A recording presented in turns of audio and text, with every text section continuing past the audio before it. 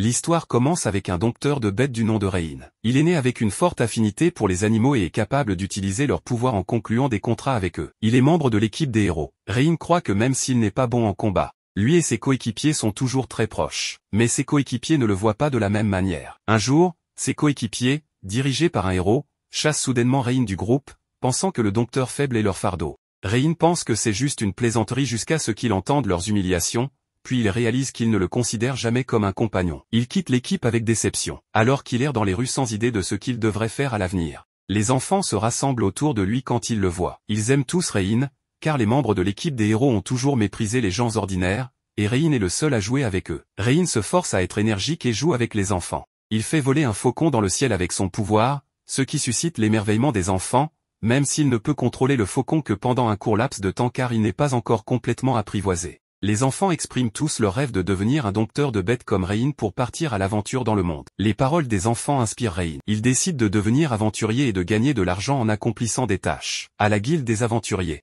on lui informe qu'il doit passer un test pour devenir aventurier. Le test consiste à chasser des gobelins et à rassembler des herbes spécifiques. Rein passe le test. Il chasse les gobelins en contrôlant des animaux pour trouver leurs traces. Les gobelins sont des monstres de rang F. Donc même si Rein est faible en combat, il peut facilement les vaincre. Après avoir chassé suffisamment de gobelins, Rein s'apprête à récolter les herbes, mais il entend soudain un cri de fille. Il se précipite vers le bruit et trouve un monstre tigre de classe D attaquant une fille-chat. Rein tente de poignarder le tigre tueur, mais le poignard se brise lorsqu'il touche la peau dure du tigre. Le tigre le remarque alors et le prend pour cible. Rein crie à la fille-chat de profiter de l'occasion pour s'échapper. Mais la fille-chat saute simplement dans le ciel et tue le tigre tueur d'un coup de pied alors qu'il est attiré par Rein. Rein ne s'attendait pas à ce que cette jeune fille mignonne ait un pouvoir aussi puissant. Il réalise soudain qu'il existe dans le monde des races rares qui naissent avec une force suprême, et la fille-chat appartient probablement à l'une d'entre elles. À ce moment-là, la fille-chat s'effondre soudainement, et Rein se précipite pour la soutenir. Il entend son estomac gargouiller et sait qu'elle a simplement faim. Rein nourrit la fille-chat avec toute la nourriture qu'il a,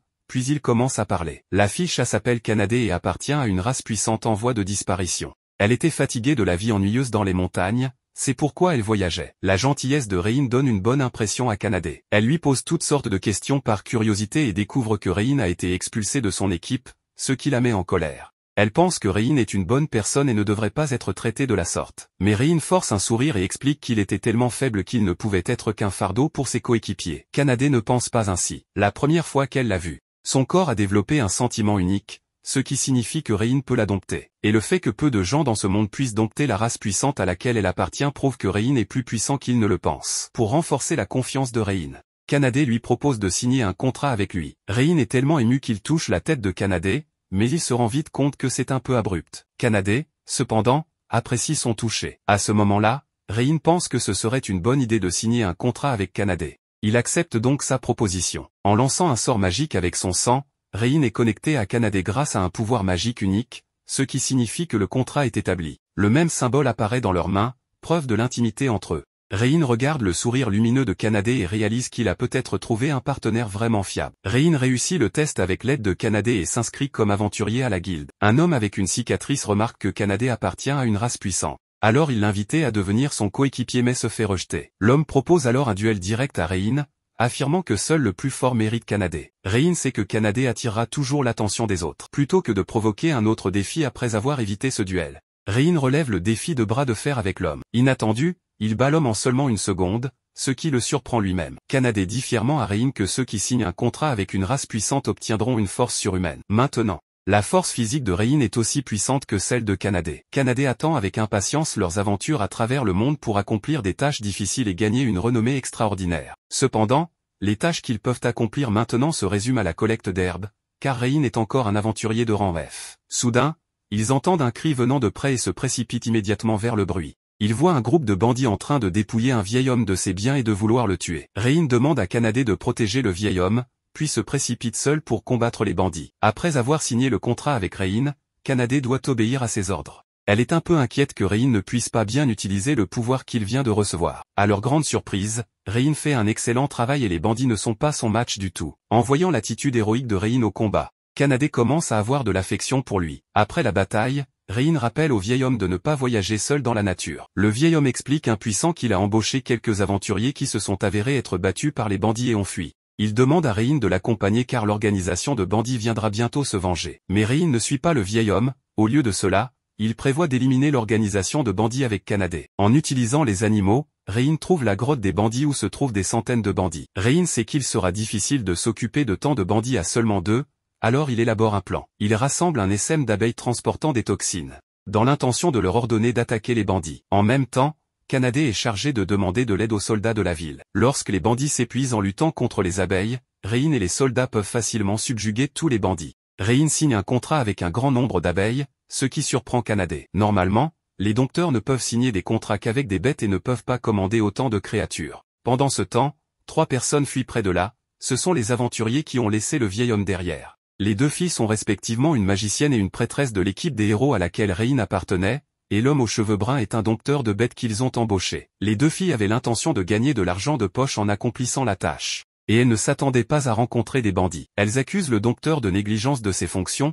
estimant qu'il aurait dû organiser une patrouille d'animaux avant le combat, puis utiliser les animaux pour entraver les ennemis dans la bataille. L'homme aux cheveux bruns les accuse avec colère d'être déraisonnables, car la plupart des dompteurs ne peuvent contrôler qu'un animal. Les filles réalisent alors que Rein, qu'elles méprisaient, est en fait un dompteur exceptionnel. Elles se sentent un peu embarrassées. Bien qu'elles sachent que la défaite dans la bataille n'a rien à voir avec l'homme aux cheveux bruns, elles mettent quand même toute la responsabilité de l'échec sur lui. Elles le forcent même à se taire sur ce qui s'est passé aujourd'hui pour sauver leur réputation. Pendant ce temps, le plan de Rein se déroule bien. Au lieu des soldats canadiens ne trouvent que des aventuriers qui voulaient éliminer les bandits depuis longtemps. Finalement, ils capturent tous les bandits sous la direction de Rein. À ce moment-là, plusieurs énormes lézards surgissent soudainement des profondeurs de la grotte, et ce sont tous des monstres de rang assez spécialement élevés par les bandits pour faire face aux intrus. Rein dit aux soldats d'amener les bandits hors de la grotte, et qu'il s'occupera des monstres avec Kanade. Les soldats obéissent à son arrangement et attendent à l'extérieur de la grotte. Après une bataille féroce, Rein et Kanade vainquent tous les monstres. Les voyant indemnes,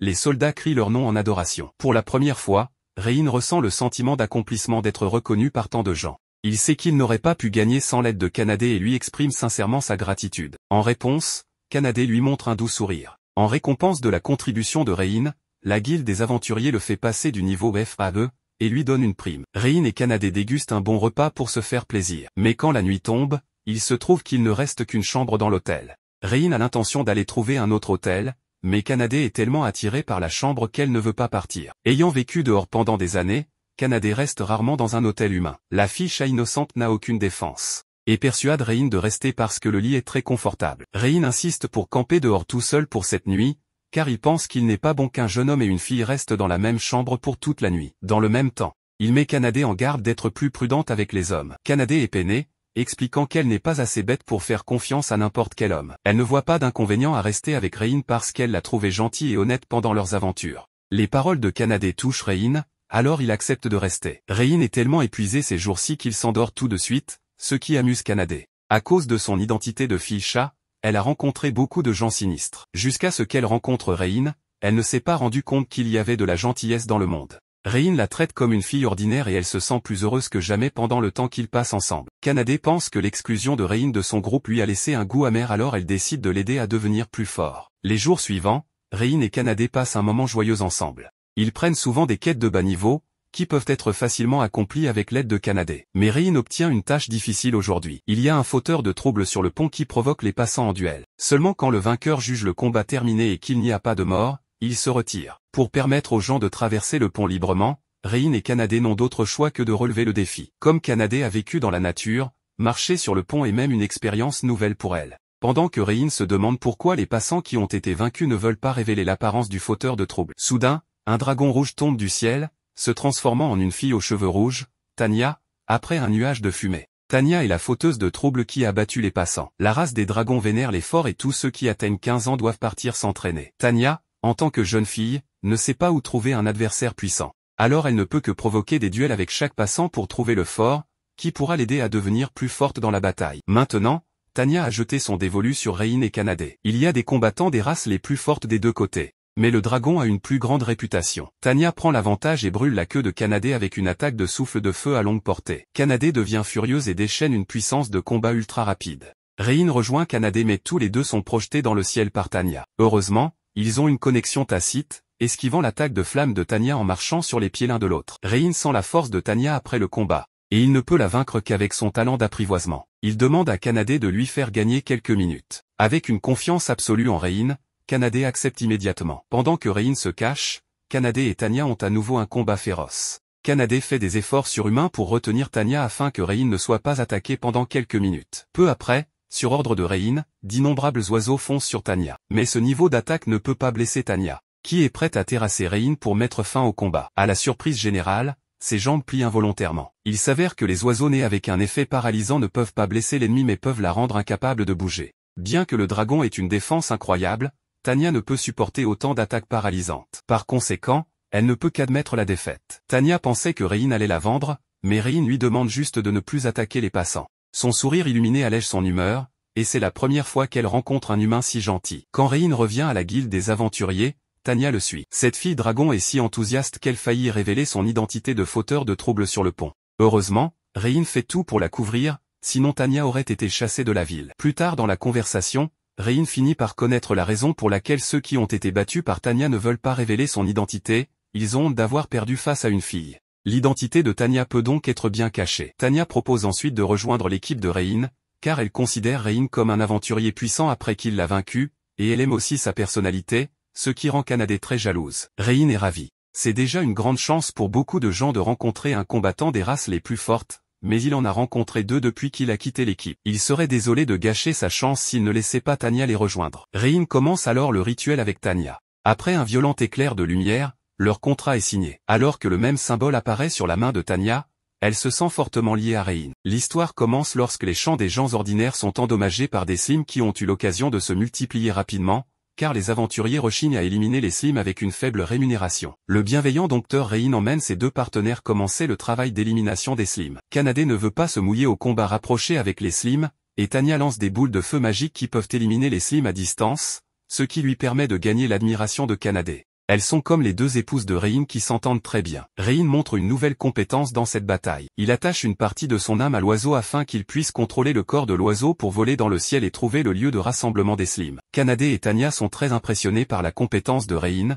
ce qui les aide à trouver les slims très rapidement. Tanya demande à Rein d'essayer d'attaquer les slims avec des boules de feu. Bien que Rein soit un dompteur de bêtes plutôt qu'un magicien, il peut utiliser la puissante magie de la race des dragons puisque Tanya, la fille dragon, a signé un contrat avec lui. Le clan du dragon et du chat apporte à Rein le pouvoir magique et la force physique. Rein, autrefois très faible, est devenu un guerrier puissant. Sous la direction de Tanya, Rein s'entraîne à la magie des boules de feu sur les slims et s'adapte progressivement à son utilisation. Après avoir accompli la mission, Rein est payé une somme d'argent, qui est finalement totalement transformée en nourriture. Peut-être que plus quelqu'un est fort, plus il mange. Tanya et Kanade ont un appétit vorace. Avant que Rein ne puisse prendre une bouchée, les assiettes devant les 2 filles se sont empilées comme une colline. Après le repas, ils commencent à parler. Comme ils ne se connaissent que depuis peu de temps, Kanade et Tanya veulent en savoir plus sur Rein. Rein hésite un moment, puis parle finalement de sa vie. Il vient d'un village où les dompteurs se rassemblaient, donc il a grandi pour devenir un dompteur comme les autres. Il a eu une famille heureuse, mais un accident a détruit son village, ainsi que sa famille. En entendant cela, les 2 filles sont très tristes pour Rein et s'inquiètent de poser d'autres questions. Mais Rein ne veut pas laisser trop de secrets et d'éloignement entre les compagnons, alors il poursuit son histoire. Un jour, à l'âge de 12 ans, Rein s'est rendu dans un endroit éloigné du village pour s'entraîner à dompter les bêtes. Mais quand il est rentré chez lui le soir, il a découvert que le village était en feu. Des monstres avaient attaqué le village, et tout le monde était mort. Rein était le seul survivant. Bien qu'il n'ait que 12 ans, il a dû mener une vie difficile et indépendante. Par la suite, il a rencontré ses anciens compagnons. Le chef Ario l'a invité à rejoindre l'équipe d'aventure. Rein voulait empêcher que la tragédie de son village ne se reproduise. Il a donc accepté de les rejoindre pour découvrir qu'Ario le considérait comme un serviteur pour faire les basses besognes de l'équipe. À ce moment-là, Kanade prend la main de Rein. Elle comprend enfin que la raison pour laquelle Rein se battait si désespérément chaque fois qu'il rencontrait des monstres, c'est que le gentil garçon ne veut pas que la tragédie se reproduise. Tanya se joint également pour encourager Rein. Les 2 filles félicitent Rein puis commencent à maudire Ario parce que son équipe d'aventure a dû décliner. Leurs mots d'encouragement réchauffent le cœur de Rein. Pour la première fois, il sent que les efforts qu'il a faits sont approuvés. Après la conversation, ils se rapprochent les uns des autres, ce qui leur permet de bien coopérer dans la prochaine mission de croisade contre les demi-orques. La mauvaise nouvelle, c'est que Tanya est trop confiante après avoir facilement remporté quelques victoires. Bien que Rein l'ait averti à plusieurs reprises d'être plus prudente, Tanya ne s'en soucie pas vraiment. En conséquence, un accident se produit bientôt. Les demi-orques, bien qu'ayant une puissance de combat relativement faible, ont une intelligence de base, ce qui leur permet de jouer à faire le mort pour tendre un piège à Tanya. Heureusement, ses compagnons réagissent rapidement et la sauvent. En voyant Rein blessée, Tanya se sent coupable. Elle n'a jamais imaginé qu'en tant que fille dragon, elle impliquerait ses compagnons dans la lutte contre les demi-orques de bas niveau et les blesserait. Lorsque Tanya est sur le pont, l'esprit vagabond, elle rencontre une fille humaine. Voyant le visage pâle de Tanya, la petite fille pense qu'elle a été blessée dans la bataille. Tanya ressent à nouveau la gentillesse des humains, ce qu'elle apprécie beaucoup. Mais aujourd'hui, elle a ignoré la gentillesse de Rein à cause de sa suffisance, causant la blessure de Rein. Lorsque Rein trouve Tanya, la fille est tellement coupable qu'elle ne peut s'empêcher de pleurer. Rein la réconforte en disant que le plus important est qu'elle aille bien. Kanade accourt pour serrer Tanya dans ses bras, ce qui fait ressentir à la dragonne une puissance magique nommée amitié. La nuit, Rein emmène les deux filles à l'hôtel. Le propriétaire de l'hôtel essaie peut-être d'aider Rein à tomber amoureux, déclarant qu'il ne reste plus qu'une chambre dans l'hôtel. Par conséquent, Rein n'a pas d'autre choix que de rester avec les deux filles dans la même chambre. Tanya ne peut pas dormir parce que dès qu'elle pense à Rein, son cœur se met à battre vite. L'innocente fille réalise vaguement qu'elle est probablement amoureuse de Rein, essayant désespérément de se contrôler pour ne pas dormir avec lui. Elle borde Rein, révélant un sourire heureux. Après une bonne nuit de sommeil, ils poursuivent leur aventure. Tanya suggère qu'ils achètent un ensemble d'équipements de protection pour Rein, puisque la constitution physique des humains est relativement plus faible que celle des autres races. Cependant, la belle ambiance est interrompue par un groupe de personnes, qui s'avèrent être les anciens compagnons de Rein. Alors qu'ils changent de chemin avec les filles, le chef du groupe Arios l'interpelle et fait semblant de s'excuser. Arios est déconcerté par les deux puissantes compagnes de Rein. Il se méprend en pensant que Rein est l'esclave des deux filles. En apprenant que Rein est le maître de Kanade et Tanya, tout le groupe est choqué. Mais Arios pense bientôt à la raison de sa venue voir Rein. Son groupe a eu de gros ennuis en explorant la forêt. Ils se perdent toujours dans cette forêt enchantée. Pour explorer la forêt plus longtemps, Arios propose que Rein rejoigne le groupe pour aider à contrôler les animaux afin d'explorer la forêt et de porter des fournitures. Arios et ses compagnons sont tellement sans gêne. Ils demandent de l'aide, mais la façon dont ils le font ressemble à un cadeau pour Rein. Rein les rejette de manière décisive. Pour convaincre Rein, le groupe révèle un énorme secret. Au fond de la forêt se cache un trésor appelé le bouclier de vérité, qui est essentiel pour combattre le roi démon. Si le roi démon ne peut être vaincu, l'armée de monstres envahira le monde des humains. Comme je l'ai mentionné précédemment, la ville natale de Rein a été détruite par des monstres, et sa famille est morte dans cet accident. Rein ne peut supporter de voir d'autres souffrir du même malheur. Il y réfléchit longuement, et finit par accepter de rejoindre le groupe d'Arios pour le bien des humains innocents. Au lieu de remercier Rein, le groupe lui reproche d'avoir fait perdre leur temps en hésitant si longtemps. C'est alors que Tanya et Kanade n'en peuvent plus, proposant que le groupe s'excuse d'avoir envoyé Rein plus tôt. Et Tanya demande à tout le groupe de s'agenouiller. Bien que dépourvus de puissance, les membres du groupe ont une haute estime d'eux-mêmes. Arios ordonne avec colère à Rein de surveiller ses deux animaux de compagnie. L'homme lubrique Arios devient plus grossier, affirmant que Tanya et Kanade sont des jouets avec lesquels Rein doit dormir. Il se moque de Rein qui est en chaleur avec des animaux, pour finalement être frappé par Rein. Arios ne peut accepter qu'une leçon lui soit enseignée par un faible dompteur, et ses compagnons sont très choqués. Rein prévient Arios que quiconque osera insulter Kanade et Tanya sera définitivement repris par son poing. Arios décide alors de mettre les deux parties dans une bataille pour voir qui est qualifié pour enseigner aux autres. Dans ce duel, Tanya affronte la magicienne et la prêtresse du groupe tandis que Rein affronte Arios. L'adversaire de Kanade est le guerrier chauve Agathe. Le puissant guerrier Agathe méprise la frêle Kanade et paie bientôt pour son arrogance. Les attaques de Kanade combinent vitesse et puissance, écrasant Agathe et ne lui laissant jamais une chance de riposter. Se sentant humilié, Agathe contre-attaque pendant que Kanade arrête temporairement ses attaques. Mais Kanade bloque nonchalamment les puissantes attaques d'Agathe.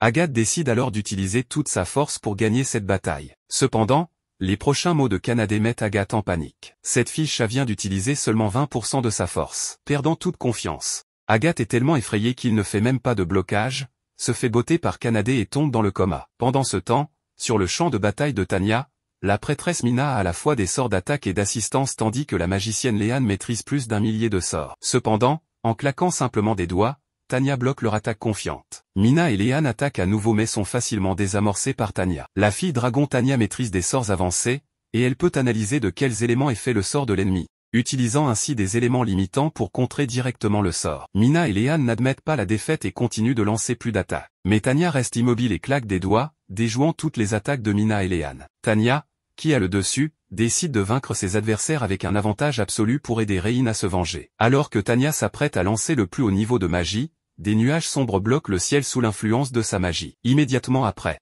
les lumières éblouissantes percent les nuages, et d'innombrables matrices magiques apparaissent dans le ciel. Mina et Léane, qui étaient très fiers, sont maintenant effrayées. Voyant leur mort imminent, elles supplient rapidement et s'excusent auprès de Tanya, qui arrête le sort au tout dernier moment. Cette gentille fille dragon ne veut tuer personne. Elle veut juste effrayer les arrogantes Mina et Léane pour Rein. Arios et Rein sont les derniers à s'affronter en duel. Arios est tellement stupide que jusqu'à présent, qu'il considère toujours Rein comme un faible dompteur. Arios ne réfléchit évidemment pas, sinon il aurait remarqué que si Rein était vraiment faible, il n'aurait pas pu soumettre de puissantes compagnes. La sous-estimation de l'ennemi par Arios semble destiner sa défaite. Maintenant, Rein a reçu les compétences additionnelles de la tribu du chat, donc ses attributs ne sont pas inférieurs à ceux du héros Arios. Couplé à son entraînement acharné, la capacité de combat réel de Rein est devenue assez forte. Une autre raison pour laquelle Rein est destiné à gagner est qu'il est plus attentif qu'Arios. Rein a toujours fait attention aux habitudes de combat de ses compagnons, ce qui lui permet de savoir très bien comment Arios utilisera son épée. Arios refuse de perdre ainsi,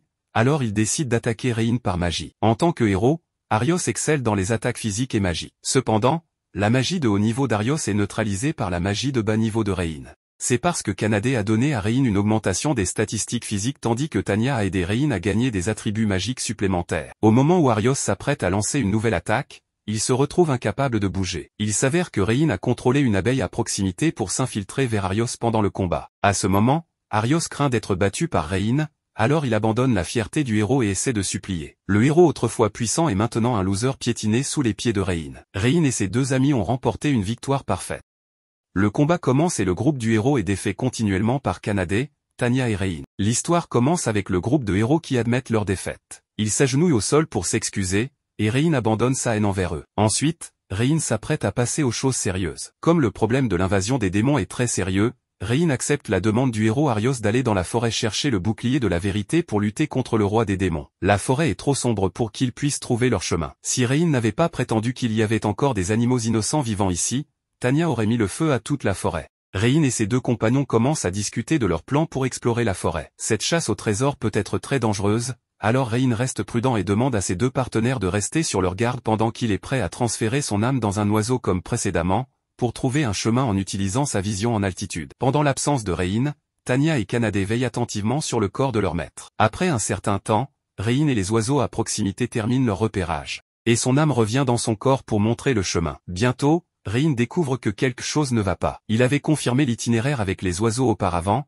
mais ils sont maintenant perdus. L'anomalie suscite la suspicion de Tanya, alors elle utilise la magie pour détecter les fluctuations de mana dans la forêt. Grâce à la reconnaissance de Tanya, il découvre le problème. Il y a un grand arbre qui est en train d'être enveloppé par une magie illusionniste, entouré de magie qui affecte leur vision. C'est pourquoi ils se perdent constamment. Il y a aussi un champ magique étendu sur l'arbre, et le moyen le plus simple de supprimer la magie est de détruire l'arbre. Juste au moment où Kanade s'apprête à briser l'arbre d'un coup de poing, un son surgit soudainement de l'intérieur de l'arbre. Une jeune fée, Sora, apparaît. Les fées, en tant que l'une des races les plus puissantes comme le chat et le dragon, sont meilleures en magie que le dragon. Il y a 200 ans, les fées ont eu un conflit avec les humains qui ont détruit la forêt, et elles se sont finalement cachées dans un endroit isolé pour vivre en reclus tout en ayant une forte haine envers les humains depuis des centaines d'années. Cela est confirmé lors de la conversation qui suit entre Sora et Rein. Elle n'écoute aucune explication de Rein, se faisant passer directement pour prête à attaquer. Effrayée, Rein et ses camarades sont obligés de discuter de la manière de progresser. La fée est si hostile envers les humains que Tanya estime qu'une solution pacifique est impossible,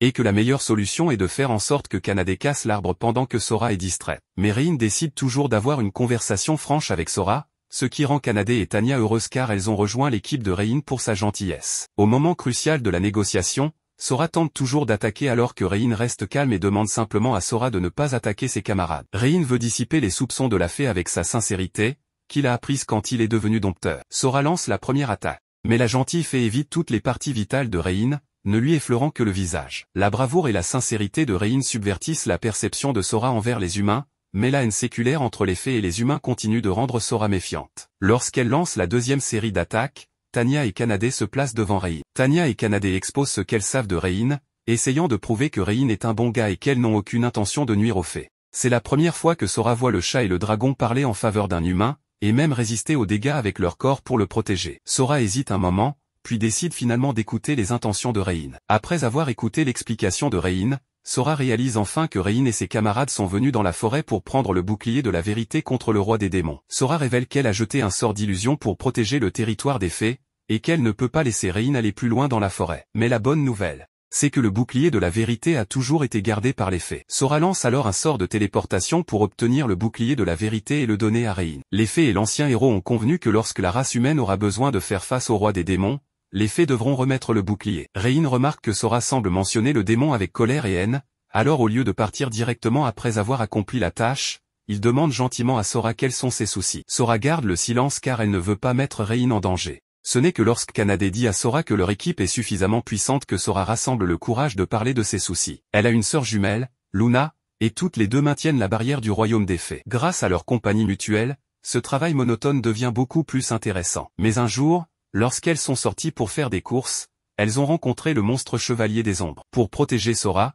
Luna a été capturée par le monstre. Rein analyse immédiatement la raison de la défaite de Sora. Le chevalier des ombres est seulement un monstre de rang C, mais sa caractéristique est l'immunité magique. Cela signifie qu'il peut naturellement restreindre les fées qui sont douées pour la magie. Le chevalier des ombres a menacé Sora de baisser la barrière si elle voulait sauver Luna, mais Sora ne voulait pas mettre ses compatriotes en danger, alors elle est retournée dans le territoire des fées pour demander de l'aide à l'aîné. Malheureusement, l'aîné des fées était trop prudent et a refusé d'envoyer des renforts pour sauver Luna jusqu'à la fin. Rein essuie les larmes du visage de Sora et promet de sortir Luna de là. À ce moment-là, Sora se jette dans les bras de Rein et fond en larmes. Il emmène Kanade et Tanya jusqu'à la forteresse du Chevalier des Ombres. Rein lance une attaque de boule de feu en premier, mais le Chevalier des Ombres est immunisé contre la magie. Ensuite, Kanade commence à attaquer en profitant de la couverture de Rein. Le Chevalier des Ombres déduit du regard de Kanade qu'ils sont venus sauver Luna, et dans un accès de rage, il décide de tuer Luna. À ce moment critique, Tanya bloque le coup avec ses ailes de dragon, et Luna est finalement sauvée. Maintenant, Rein et Kanade peuvent mettre de côté toutes leurs inquiétudes pour combattre le Chevalier des Ombres. Ils font équipe pour lancer une attaque, mais la défense et les statistiques d'attaque du Chevalier des Ombres sont très élevées, et une grande partie de la forêt est détruite par lui. Rein élabore alors un nouveau plan. Il contrôle les abeilles pour perturber la vision du Chevalier des Ombres, puis il utilise une magie de renforcement sur Kanade. Avec une lumière éblouissante qui clignote sur son corps, Kanade ressent une puissance sans fin injectée dans son corps. Kanade lance ensuite un puissant coup de poing sur le Chevalier des Ombres. Lorsque son abdomen est frappé, d'innombrables fissures rouges apparaissent sur le corps du Chevalier des Ombres, le réduisant en poussière. Kanade est curieuse de savoir comment Rein a acquis la magie de renforcement. Rein explique que c'est une magie courante qu'il a apprise dans sa ville natale, mais qu'il n'avait pas pu l'utiliser jusqu'à ce que Tanya partage sa puissance magique avec lui. Tanya souligne que la magie de renforcement étant très avancée, les gens ordinaires ne peuvent pas l'acquérir du tout. C'est alors que le réveil de Luna interrompt la conversation. Rein la renvoie dans les profondeurs de la forêt, où Sora et Luna sont heureuses de se retrouver. Pendant la discussion,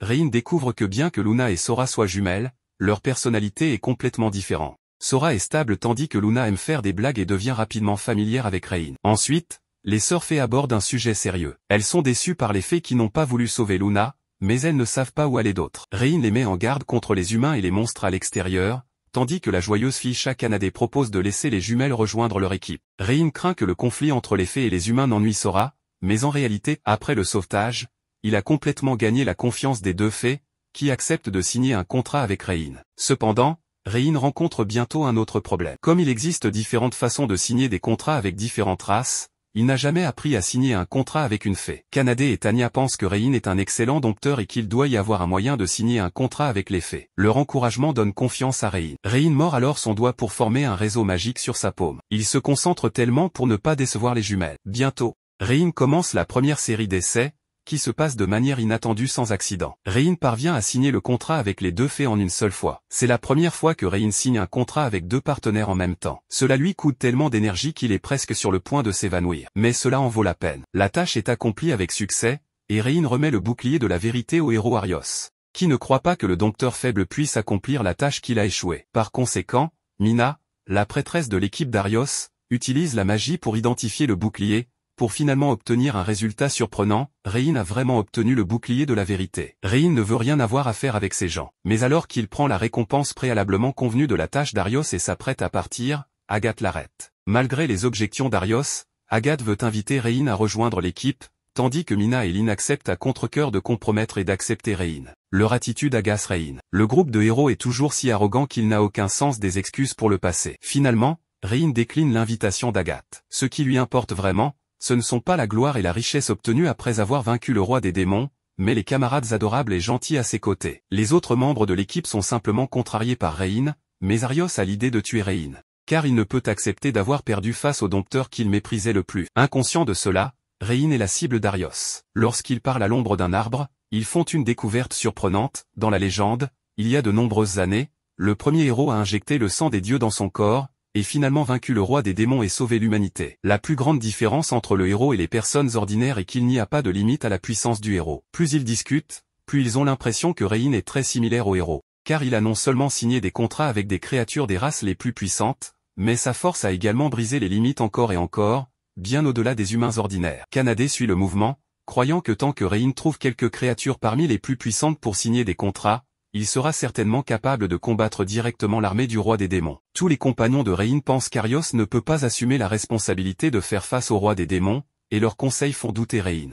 Il décide de réfléchir à la faisabilité de faire face au roi des démons lui-même, ce qui booste le moral de ses partenaires pendant un certain temps. Et voici la partie amusante. Comme il n'y a qu'une chambre vacante à chaque fois qu'il séjourne à l'hôtel, Rein ne peut dormir qu'avec les 4 filles qui dorment négligemment. Maintenant que Rein a une paire de jumelles fées dans son équipe, il doit dissimuler l'identité des 2 filles chaque jour. Les 2 filles fées sont très nerveuses dans la ville humaine, craignant d'être prises comme animaux de compagnie. Jusqu'à ce qu'elles voient que Tanya et Kanade peuvent facilement s'entendre avec les humains, la tension dans leur cœur diminue enfin. À ce moment-là, plusieurs enfants humains viennent discuter avec les jumelles fées, qu'ils considèrent également comme les épouses de Rein. Les jumelles commencent progressivement à croire qu'il y a beaucoup de bons humains dans ce monde en plus de Rein. Bientôt, le groupe arrive dans la meilleure boutique d'armes de la ville, tenue par un nain nommé Gantz, qui fait une première impression désagréable, ce qui crée une atmosphère tendue lors du choix des armes. Seule la joyeuse fée Luna est toujours très énergique. Elle suggère que Rein, en tant que dompteur, devrait acheter des fouets pour apprivoiser les animaux, et fantasme sur l'image impure d'eux se faisant fouetter par Rein. En conséquence,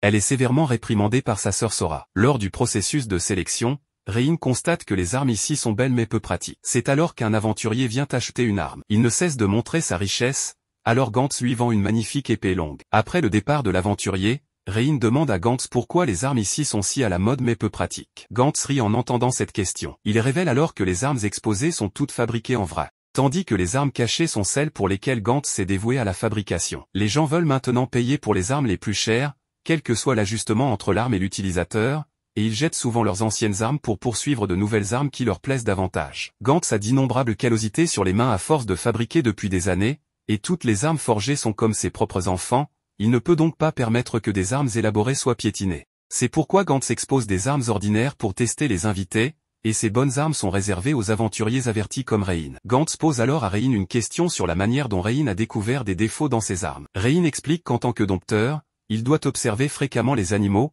ce qui lui a permis de développer une forte capacité d'observation. Gantz apprécie le destin spécial entre eux et décide de personnaliser une arme pour Rein. Cependant, le problème est qu'il n'y a pas assez de matériaux pour forger des armes. Le problème se situe dans la mine de mithril qui se transmet de génération en génération dans la famille de Gantz. Cependant, il n'y a soudainement plus de minerai de mithril. En général, il est supposé y avoir un processus pour qu'un minerai soit épuisé, donc Rein soupçonne que quelqu'un vole du minerai de mithril. Pour ses propres armes et pour aider Gantz, Rein prend en charge la tâche d'enquêter sur la mine de mithril. Lorsque Rein et ses compagnons se rendent à la guilde des aventuriers pour faire leur rapport, ils apprennent que le héros Arios recrute du personnel auxiliaire, et de nombreuses personnes se précipitent pour s'inscrire pour la gloire et la fortune. Rein a une bonne mentalité et ne s'énerve pas que celui qu'il méprise, Arios, fasse mieux. À ce moment-là, Nathalie, la réceptionniste de la guilde, est curieuse de l'identité des jumelles fées, et la jeune joueuse Luna induit délibérément Nathalie en erreur en lui faisant croire qu'elles sont les épouses de Rein. Rein sort alors le dossier de la mission pour changer de sujet. Après avoir fait leur rapport à la guilde,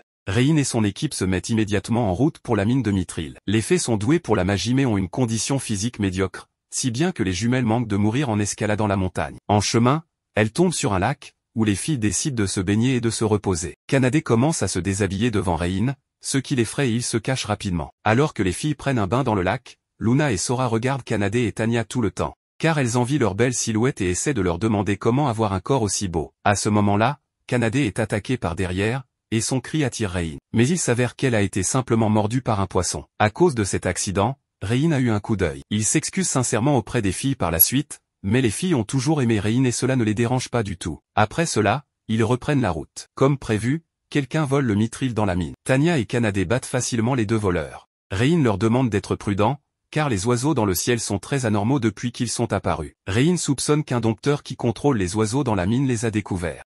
Le groupe de voleurs se trouve dans la mine de mithril et le dompteur parmi eux a découvert Rein et ses camarades grâce à l'oiseau. La bataille entre les deux parties commence immédiatement, avec l'attaque à l'arc et à la flèche des voleurs neutralisés par la fille dragon Tanya et l'attaque magique facilement bloquée par les jumeaux fées. Quant au dompteur de bêtes, il est renversé par le coup de poing de Rein. Le dompteur hostile invoque alors son arme secrète, un monstre de classe B qu'il a élevé. Le chevalier des ombres que Rein a mis beaucoup de temps à abattre n'est qu'un monstre de niveau C. Les monstres de ce niveau sont difficiles à apprivoiser par les humains, alors Rein demande à ses compagnons de transférer les otages capturés à l'extérieur de la mine, pendant que lui et Kanade s'associent pour affronter le monstre dans la mine. Rein attire l'attention du monstre pendant que Kanade attrape secrètement le dompteur de bêtes. Cependant, cet homme est particulièrement tenace.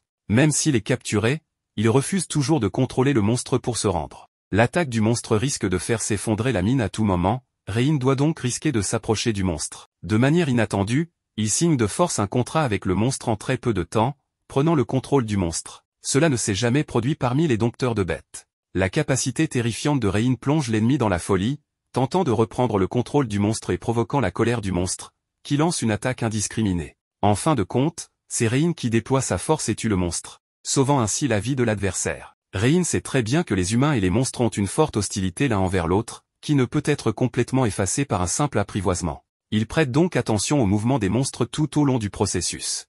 Après la bataille, Rein interroge l'identité des voleurs. Il s'avère qu'ils ont tous acheté des armes dans la boutique de Gantz, puis ont entendu dire par d'autres qu'ils avaient été trompés par les armes ordinaires vendues par Gantz. Ils sont donc venus dans sa mine de Mithril pour voler le minerai en représailles. Après avoir raconté ce qui s'est passé à Gantz, celui-ci se sent complice. Il tend un piège pour punir ceux qui méprisent les armes, et ce n'est qu'après avoir été victime de représailles de la part de ses clients qu'il réalise à quel point le ressentiment de ses aventuriers est fort. Finalement, Gantz est inspiré et encouragé par Rein, et décide de vendre des armes avec honnêteté à l'avenir, ainsi que de forger chaque arme avec soin pour éviter de fabriquer des produits défectueux. Gantz est très reconnaissant envers Rein et promet de faire de son mieux pour aider Rein à fabriquer son arme exclusive. Rein dit alors discrètement à Gantz ses besoins spéciaux. En attendant que l'arme soit fabriquée, le groupe de protagonistes va accueillir des vacances. Pendant la nuit, le héros Arios vient d'éliminer un dompteur. Il souhaite recruter un compagnon avant de commencer le combat avec le roi des démons, mais tous les candidats à l'entretien ne peuvent pas rivaliser avec Rein. Ils ne peuvent apprivoiser qu'un seul animal de bas niveau, comme des loups ou des ours. Arios a vu Rein apprivoiser les espèces les plus fortes comme la fille chat et la fille dragon, il ne peut donc s'empêcher de mépriser ces dompteurs de bêtes ordinaires. Comme la tâche de vaincre le roi des démons a été retardée pendant longtemps, la prêtresse Mina persuade Arios de baisser les normes de recrutement, ce qui le rend immédiatement mécontent. Mina réalise que la personnalité d'Arios a beaucoup changé récemment, elle change donc rapidement de sujet pour apaiser sa colère. Après le départ de Mina, Arios murmure vouloir faire disparaître Rein tout en sortant un anneau maléfique. Rein n'aurait jamais imaginé qu'Arios puisse être si étroit d'esprit. Lorsqu'il se rend à la guilde pour signaler la tâche des voleurs, la réceptionniste de la guilde, Nathalie, dit à Rein que les voleurs ont tous été dépouillés de leur licence d'aventurier et condamnés aux travaux forcés en raison de leur crime d'élevage de monstres. Les jumelles fait réconfortent le Rein déprimé, tandis que Kanade et Tanya dorment encore à l'hôtel. Rein n'a plus que ses deux compagnons fiables. Lorsque Rein emmène les deux fées se promener, elles sont attirées par la nourriture de rue. Elles ont vécu dans la forêt toute l'année et n'ont jamais goûté à la nourriture du monde humain, alors Rein leur achète chacune un hot-dog. Les jumelles sont immédiatement captivées par la nouveauté et finissent les hot-dogs en quelques bouchées. Rein accepte ensuite de leur en acheter, ainsi que Kanade et Tanya, à un grand repas la prochaine fois. Leur appétit satisfait, les fées discutent avec Rein d'un sujet sérieux. Elles demandent à Rein s'il a récemment acquis des améliorations de ses capacités. Les pouvoirs physiques de Rein ont été améliorés en signant un contrat avec Kanade, et le contrat avec Tanya a renforcé son pouvoir magique, mais après avoir signé un contrat avec les fées, il n'y a pas d'amélioration significative de ses capacités dans aucun aspect. Les jumelles sont très déçues par la réponse de Rein car elles souhaitent pouvoir aider Rein. Rein remarque la déception des deux filles et les réconforte avec son histoire. Il a été exclu du groupe du héros, par Arios parce qu'il était trop faible, mais cette expérience n'a pas empêché Rein de devenir fort. Rein a également appris que la chose la plus importante qu'il veut de ses camarades n'est pas d'être fort, mais de se faire confiance mutuellement.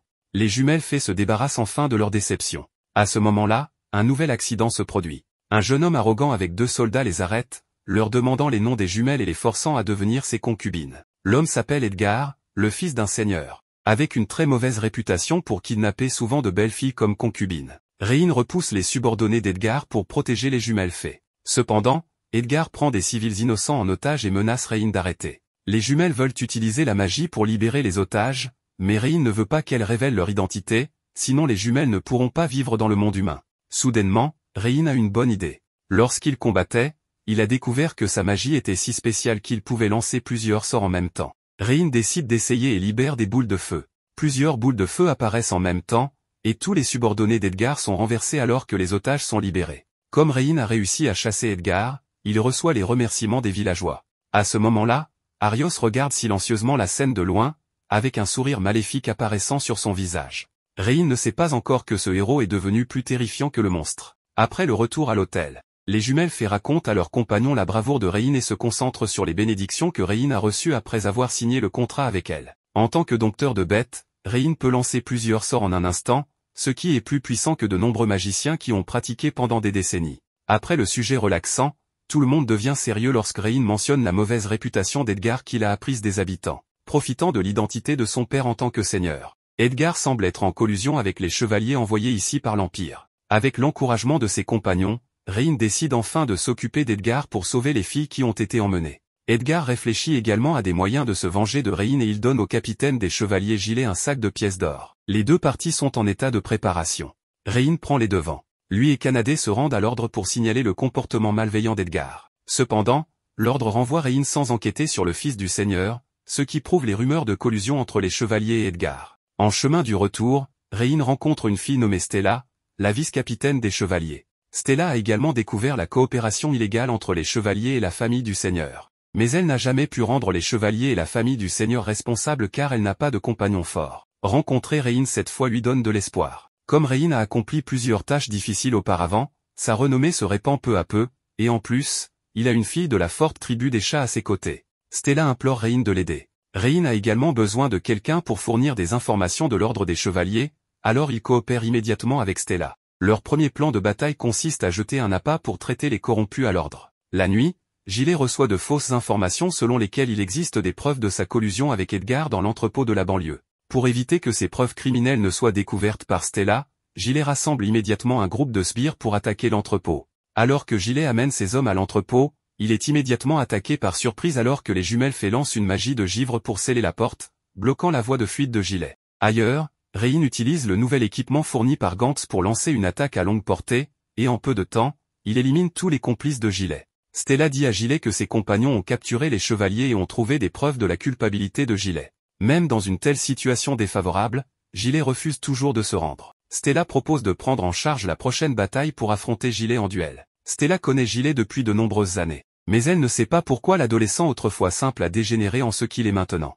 Elle transforme la pitié dans son cœur en puissance de combat et finalement assomme Gilet. Peu de temps après, Edgar apprend la chute des chevaliers et donne libre cours à sa colère sur une esclave. Après s'être calmé, Edgar prévoit de rassembler tous les soldats pour attaquer Stella. C'est alors qu'Arios vient voir Edgar. Arios cache son identité à travers un déguisement et dit à Edgar que Rein a également été impliqué dans la bataille avec l'ordre.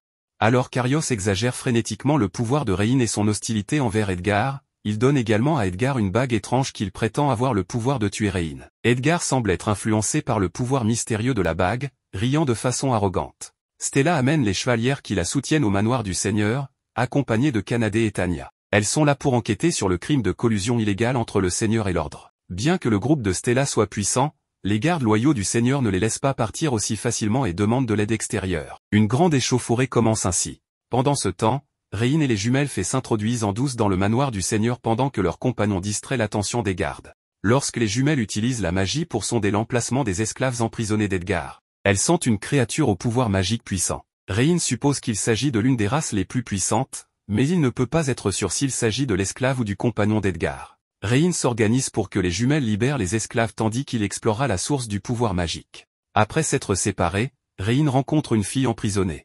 Il l'aide à guérir ses blessures avec une magie de guérison, gagnant la confiance de la fille. La fille s'appelle Nina, d'une autre race ultime, la race demi-dieu. Elle vivait dans les montagnes jusqu'au jour où elle rencontra Edgar. L'homme luxurieux prit les villageois locaux en otage pour menacer Nina et lui mit un collier qui limitait son pouvoir magique, transformant finalement la fille divine en esclave. Rein décide de détruire le collier pour libérer Nina. Cependant, le choc magique du collier lui cause une douleur extrême. Mais Rein n'est plus le dompteur faible qu'il était autrefois. Il bénéficie des bénédictions de ses 4 puissants camarades et parvient enfin à détruire le collier. Alors que Rein sauve avec succès Nina, ses compagnons mettent également fin à la bataille, et les jumelles ont libéré tous les esclaves. Comme Canadé et Tania n'ont pas à se soucier de la sécurité des esclaves, elles traversent les défenses des gardes et retrouvent leurs camarades dans le hall. Lorsque les 4 filles voient que Rein a sauvé une autre fille, elles commencent à taquiner Rein sur sa chance avec les filles. À ce moment-là, le seigneur tente de fuir, mais il est si malchanceux qu'il entre directement sur le groupe de protagonistes. Un accident se produit dès que Rein le capture. Edgar active l'anneau donné par Arios, et un monstre en forme de faucheur apparaît soudainement pour attaquer Rein. Se tenant sur le toit et entendant les cris du hall, Arios a confiance en la puissance de l'anneau.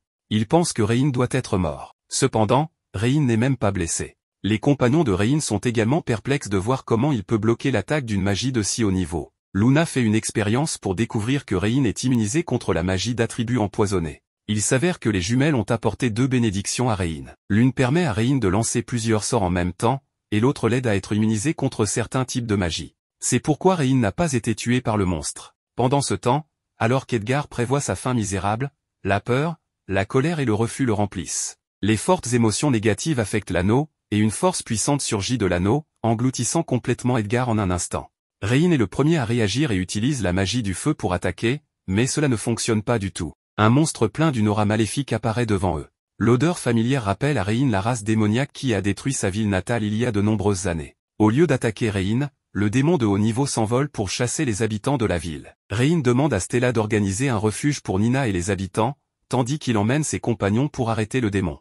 La bataille entre les deux camps commence bientôt, avec Tanya, Kanade et Rein en charge de l'attaque principale et les jumelles fait lançant une magie de haut niveau. Cependant, toutes ces attaques sont inefficaces. Le démon de haut niveau invoque également un grand nombre de monstres, bien que très faibles et tués pour la plupart lorsqu'ils sont attaqués. Le vrai problème est qu'ils peuvent être invoqués indéfiniment, rendant la situation très défavorable pour Rein. Leur force physique et leur mana sont constamment épuisés, tandis que le démon de haut niveau peut toujours rester dans un état de pointe. Un démon de haut niveau est déjà si puissant, on ne peut pas imaginer à quel point il sera terrifiant lorsque le roi démon arrivera. Le démon continue d'invoquer des monstres pour retenir Rein et ses compagnons. On dirait qu'il a perdu patience et est prêt à détruire la ville. Le groupe de protagonistes discute alors d'un plan. Les jumelles utiliseront la magie de téléportation pour transférer les habitants afin que le groupe de Rein puisse avoir les mains libres pour combattre l'armée de monstres. La mauvaise nouvelle est qu'après que les jumelles aient construit le réseau de téléportation, les habitants ne croient pas aux jumelles en raison de la relation sensible entre les humains et les fées. Au moment critique, certains humains qui connaissent les jumelles fées se présentent, et leur confiance joue un bon effet de démonstration. À la fin, tous les résidents sont transférés en toute sécurité. Pendant ce temps, la prêtresse Mina ressent l'aura du démon. Elle et Agathe pensent qu'elle devrait aller vérifier la situation, mais Arios rejette la proposition avec son statut de héros. En réalité, il attend avec anxiété des nouvelles de la mort de Rein. C'est alors qu'un groupe d'aventuriers rejoint le champ de bataille. Ils se battent farouchement contre les monstres, ressemblant davantage à des héros Karios. Et ils portent tous des armes et des armures fabriquées par Gantz. C'est ce groupe d'aventuriers qui aide Rein à gagner du temps précieux. Et Nina rejoint également le groupe de Rein. La fille divine déteste naturellement la guerre, mais afin de sauver les humains innocents, elle décide finalement de combattre le démon. Ce dans quoi excelle la race divine et la magie spatiale, et Rein, avec l'aide de Nina, parvient à traverser l'armée de monstres pour atteindre finalement le démon de haut niveau. En utilisant à nouveau sa capacité spéciale de domptage qui dépasse celle des dompteurs de bêtes ordinaires, Rein prend le contrôle de l'armée de monstres au détriment du démon de haut niveau. Il commande aux monstres d'assiéger le démon et élimine enfin cet ennemi puissant. 3 jours après la bataille, les travaux de restauration de la ville sont toujours en cours. Stella devient la nouvelle capitaine des chevaliers, tandis que l'ancien capitaine et le seigneur qui avaient collaboré sont escortés vers la capitale royale pour attendre le verdict. Le village de Nina a été déplacé, alors la fille divine, qui n'a nulle part où aller, rejoint le groupe de Rein. Ils sont désormais très populaires dans la ville et sont devenus des héros aux yeux de tous. Nina apprend à apprécier sa compagnie avec Rein et les autres, elle propose donc de signer un contrat avec Rein. Heureusement, le rituel ne consomme pas trop de sang, sinon, même si Rein ne meurt pas aux mains des démons, il finirait par mourir de trop de pertes de sang en signant des contrats. Le groupe de protagonistes est informé de se rassembler à la guilde des aventuriers, où il rencontre la nouvelle capitaine des chevaliers, Stella. Cette femme chevalier est très gentille, et elle a conclu une coopération avec la guilde des aventuriers. Ainsi, les aventuriers aideront à défendre la ville contre l'invasion des démons à l'avenir. De plus, comme Rein a vaincu le démon de niveau A, la guilde le promeut au rang d'aventurier de niveau C. Cette décision m'a vraiment surpris car Rein a vaincu un ennemi de niveau A. Quoi qu'il en soit, Rein se moque de l'honneur inéquitable. Maintenant, il veut juste résoudre le problème du logement. Il se sent gêné de rester dans une chambre d'hôtel avec 5 filles. Après une discussion, Rein et ses compagnons décident d'acheter une maison dans la ville et de s'y installer. Ensuite, ils commencent à chercher la maison. Cependant, après en avoir visité quelques-unes, ils ne trouvent toujours pas une décente.